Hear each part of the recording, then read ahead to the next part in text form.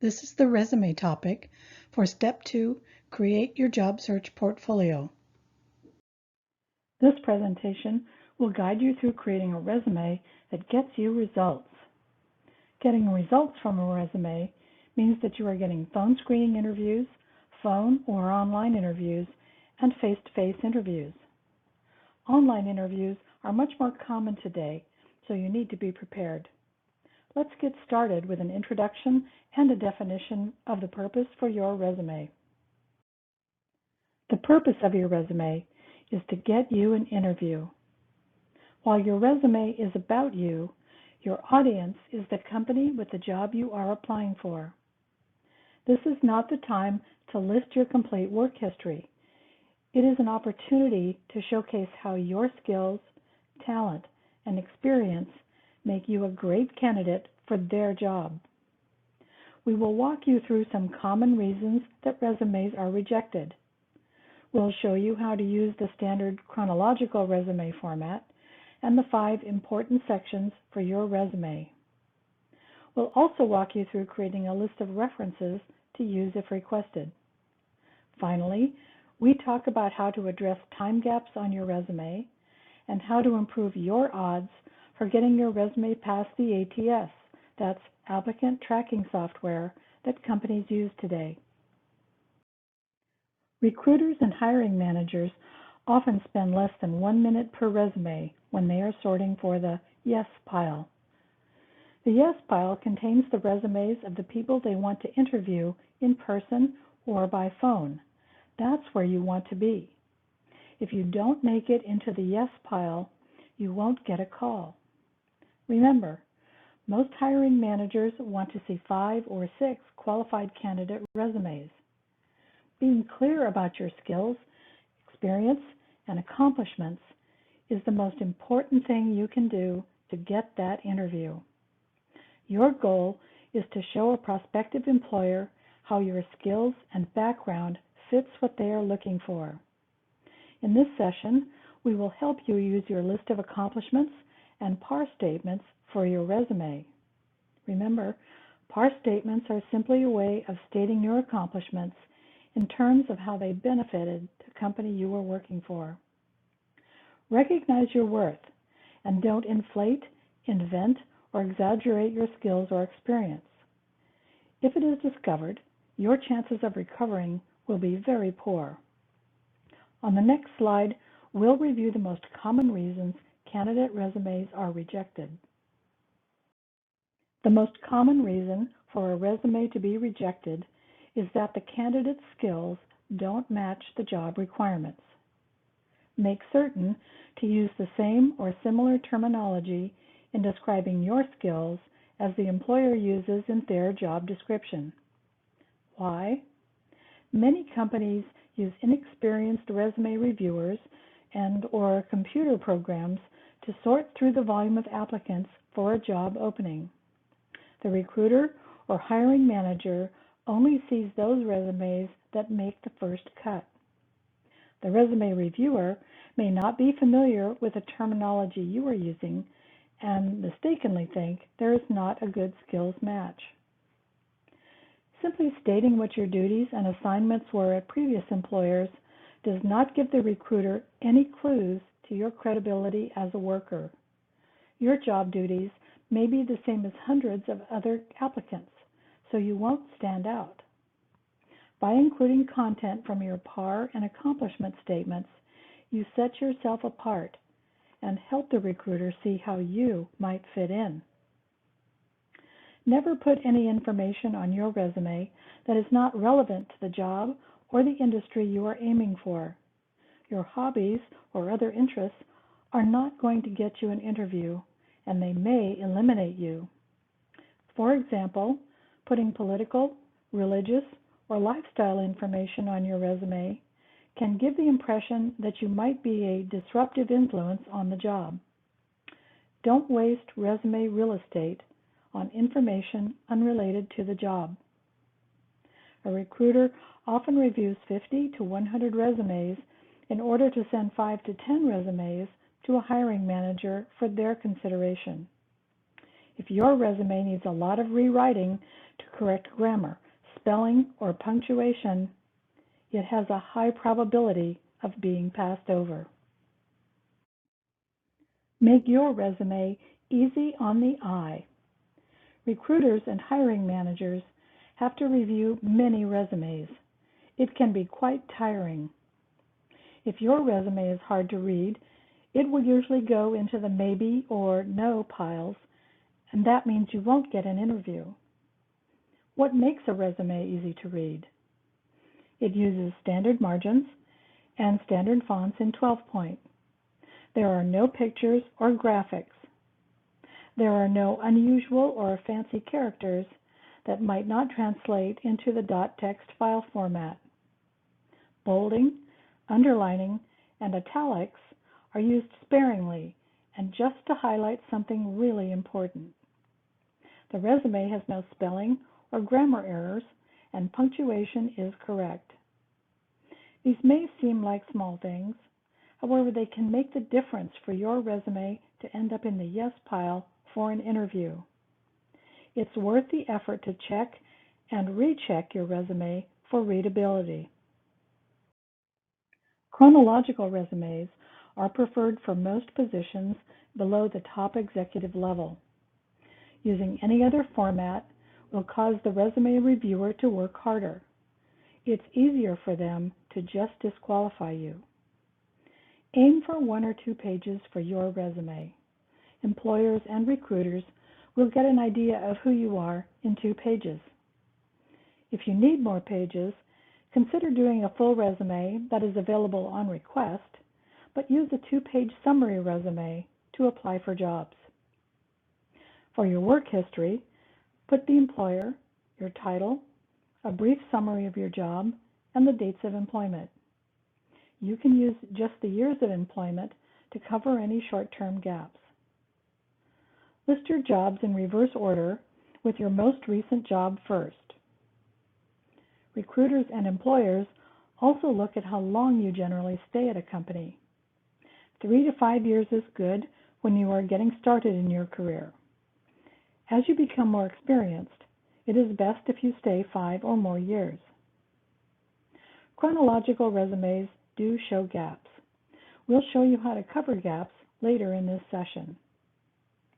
If you have more than 10 to 15 years of experience, put your employment dates on only the first 10 to 12 years. For the remainder, summarize your experience, and in the employment dates area, put something like 2010 and previous.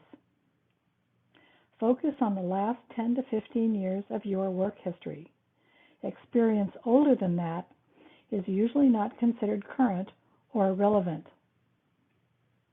Edit your resume to use keywords that align with the job description you are applying for. Use key points from your accomplishments to create a summary that is relevant to the job you are applying for. Then, use your PAR statements to focus your job history on measurable accomplishments. Sometimes, your accomplishments are not quantifiable in specific measures. If this is the case for you, explain what that accomplishment meant to the company. In this example, which do you think is more memorable? Worked as a gift shop cashier and sales associate. Or increased gift shop sales 15% by researching the background of our merchandise so all sales associates could share with customers. Avoid just listing your responsibilities and duties. These do not help you to stand out as a valuable employee. Now we'll go through the 5 key sections for your chronological resume. They are: 1. Your contact information section. It should include your name, email address, phone, and LinkedIn URL. Do not add address or city and state. These may cause your resume to be discarded. Many companies prefer that employees live within 20 miles of their location.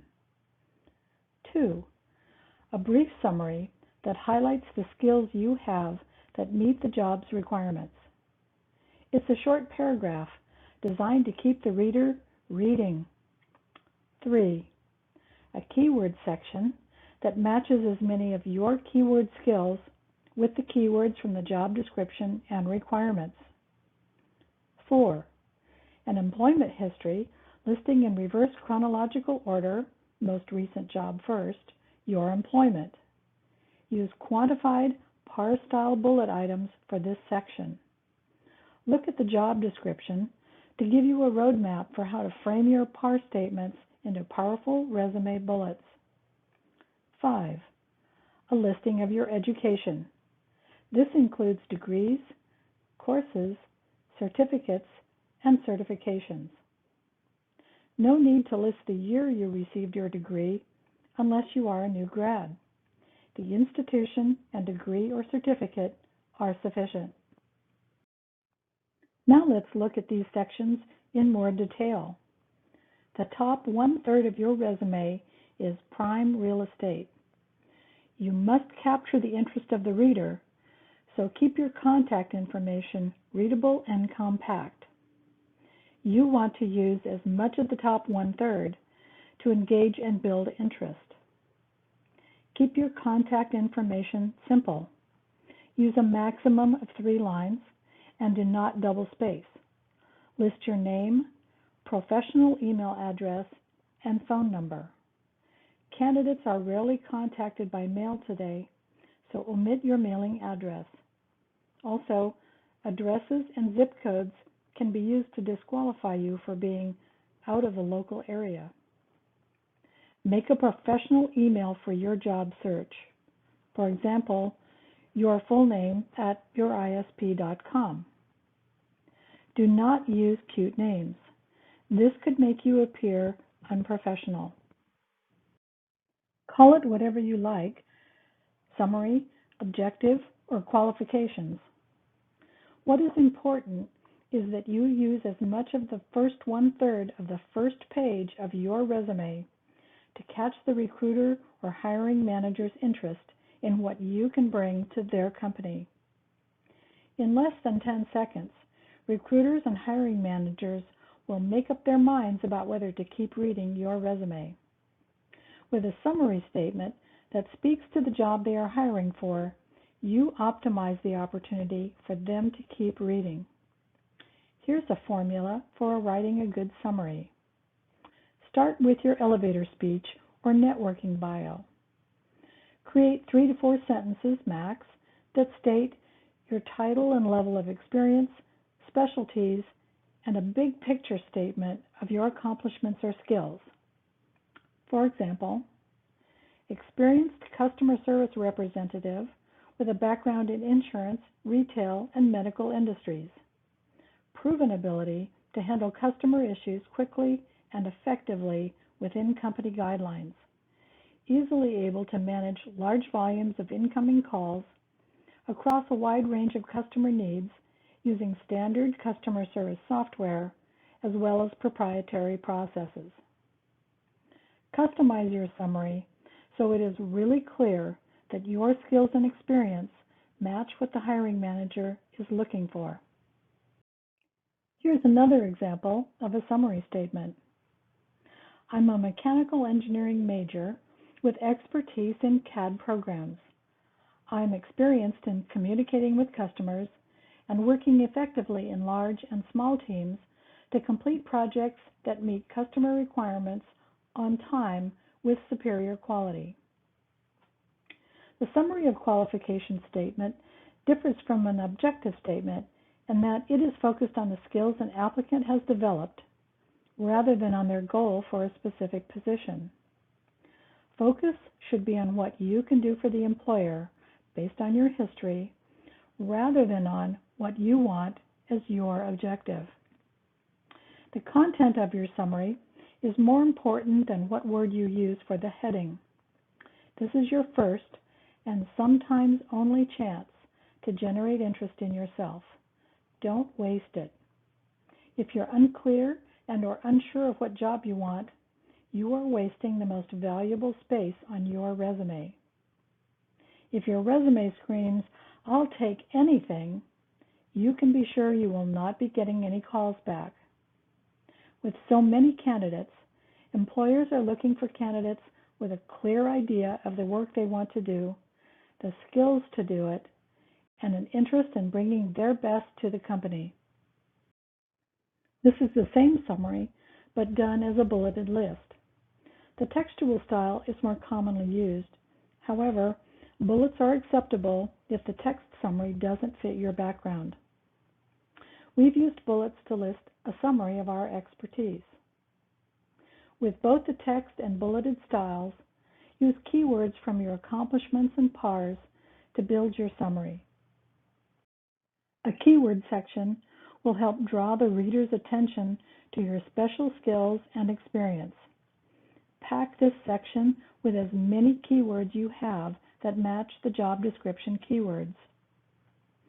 Keywords can be well-known industry tools or software that you have used or had experience with. It's also an opportunity to make sure that abbreviations and full spellings for any certifications are listed. For example, RN and registered nurse are the same license. If the job description lists registered nurse and you have RN, it's possible for a scanner to miss your qualifications. Don't take the chance. Clearly list all of your licenses, certifications, degrees, and skills. A frequently asked question is, can I put a technology, for example, Agile or SAP, on my resume if my company used it, but I'm not experienced in it? The recommendation is yes. Put it in your keyword section, especially if your job description lists it. For your interview, prepare a brief story about how your company used the tool or software, and explain what your interaction was with the teams using the tool. Sometimes, employers want to know you have exposure to a tool or software they use, and they understand that you can learn the specific details once you are on board. Be sure to customize the keyword section for each resume you submit. The idea is to pass the scanning software and grab the attention of the human reader of your resume. The fourth section of your resume is employment history.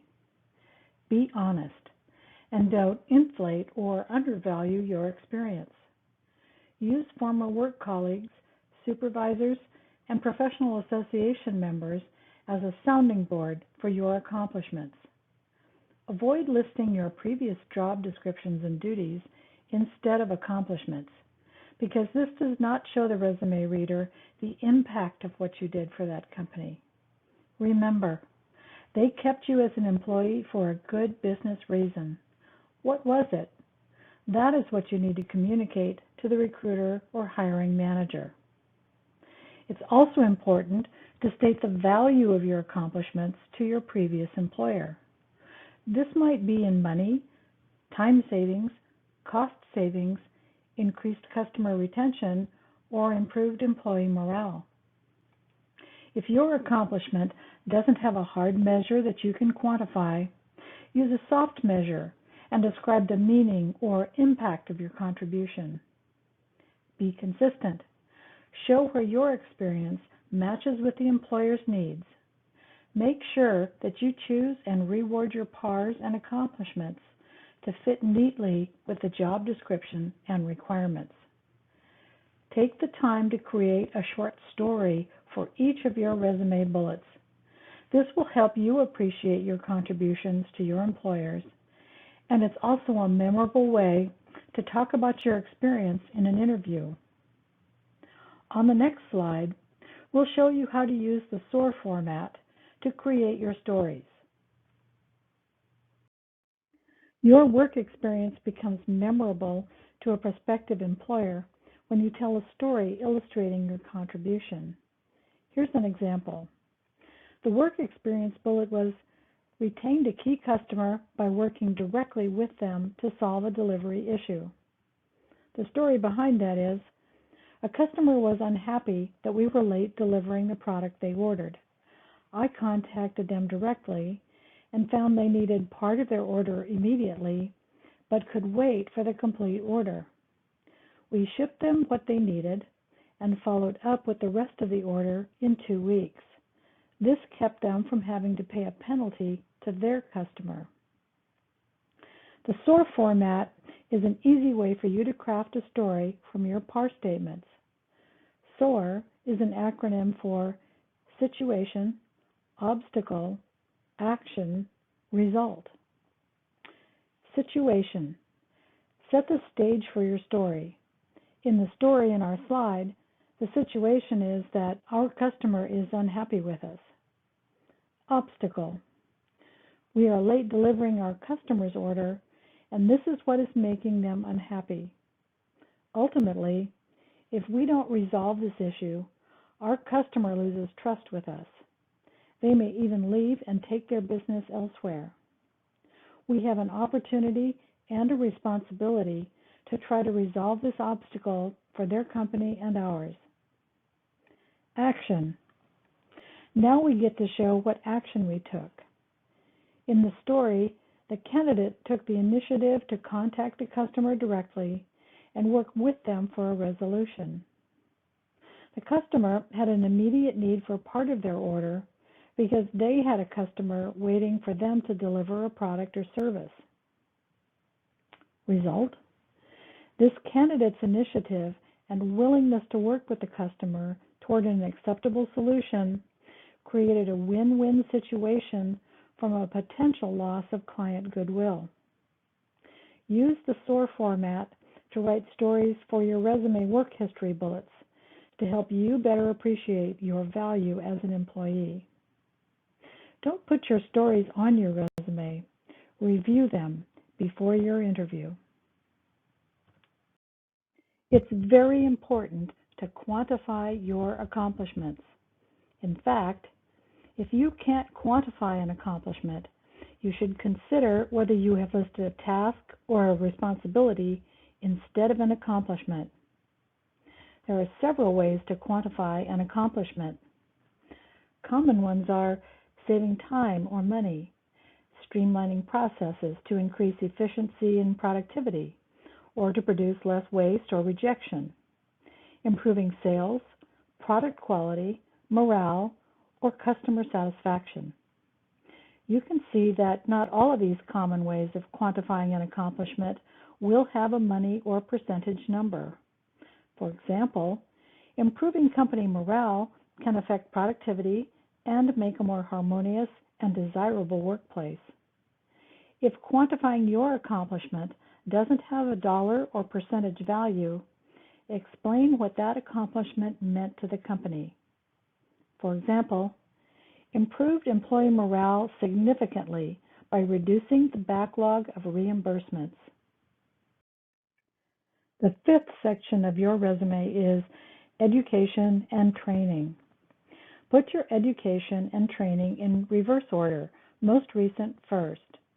If the degree or certificate is not yet achieved, provide the estimated date of completion. Put only the education and training that is relevant to your industry, area of expertise, or job history. You do not need to put the date of graduation or completion. Do put the institution, the major or course of study, and any degree or certification you received. So many people in the past have fudged on their education that companies are wary. Today, it is very easy to check your education and licenses. Recruiters and employers now do this routinely as a condition for employment. Sometimes you will be asked to provide documentation of your degrees, licenses, and certifications. Collect documentation of your education when you write your resume. Keep these in a folder for easy access if requested for proof. You can usually contact the institution if you have lost your diploma. To avoid any delay in the interview or hiring process, have proof for all your education information. It's a good idea to create your list of references when you do your resume. Choose from a source of coworkers, customers, supervisors, people you have worked with or for. They will be able to speak favorably about your skills and work ethic. Be sure to ask them if they will be a reference for you. It is important to notify them in advance and get their permission. Ask your references for their preferred contact method. Recruiters and employers appreciate having both email address and contact phone number. Talk with your references about your target jobs and industries and send them a copy of your resume. When an employer or recruiter asks for your references, be sure to contact each reference. Give them the employer name, the job description, and send a fresh copy of your resume. Go over the skills and experience important to this job, and discuss some things you can improve on. Reference checkers routinely ask this question. Having something with a positive result will answer their question and put you in a positive light. Recruiters and prospective employers will ask about obvious gaps on your resume. If the gap is recent, for example, in the last 10 years, cover it on your resume. Why cover the gaps? If not addressed, the unanswered questions can be, are you lazy and just sat around doing nothing? Are you difficult to employ for some reason? Do you have health issues or family problems? Do you have child or child care issues? Do you have transportation issues? You want to address the interviewer's question about your work gap early on. You want to do your best to show that you were productive during the gap and you are ready and able to work now. Don't wait until someone asks about a recent gap in your resume, especially if the gap was in the last 12 months. On the next slide are some tips for covering and explaining resume gaps. Short-term gaps can be explained by leaving off the months when you worked for a company. If the gap is a year or more, this technique doesn't work well. Volunteering or doing contract work or project-based work during a period of unemployment is a good way to cover a gap. Volunteer work is best if it relates to the type of paid work you usually do. There are many volunteer organizations that need people to fill professional positions. We'll list a few in the homework for this session. Check around at your professional organizations, church, clubs, etc. Volunteering for a professional organization not only covers a work gap, it gives you access to people in your field of work, and they will know you and your abilities personally. Another way to cover a gap is to take a course or get a certificate that helps your job skills. There are many opportunities to study. Just be mindful that you will be using this on your resume and during interviews. Look at job descriptions for the positions you are interested in. If they routinely ask for a specific training, certification, or degree, consider working on that while you also look for work. You can cover resume gaps due to personal reasons by looking for the job skills you used. The first thing to remember is to be honest. You are also not required to describe the personal reason unless you want to. If you can show how you used the skills applicable to your job interests during this time, you may want to include it on your resume. Example: you took care of a loved one during a serious illness. This might be useful for a medical office, hospital, or other medical facility. The resume bullet could be provided direct care and assisted with ADLs, activities of daily living, such as organizing medicines, coordinating service providers, providing meal preparation, and housekeeping. Another example: you closed out the estate of a family member. This might be useful for showing experience with financial, insurance, or legal companies.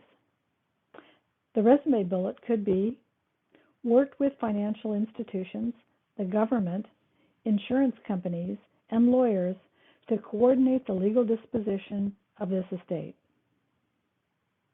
If you have a recent gap of 1 year or more on your resume, take the time to review the job skills and experience you used during that time. Be clear that the issues for your personal leave of absence from the workplace are concluded and you are ready to work. Your resume is your first introduction to a prospective employer or recruiter. You want to make it a great impression. Once you have a draft of your resume, have it reviewed by several people whose opinion and feedback you respect. Don't be alarmed if every reviewer has a little bit different and sometimes contradictory input.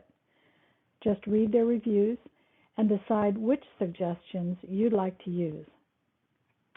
Asking someone to review your resume may feel a bit awkward.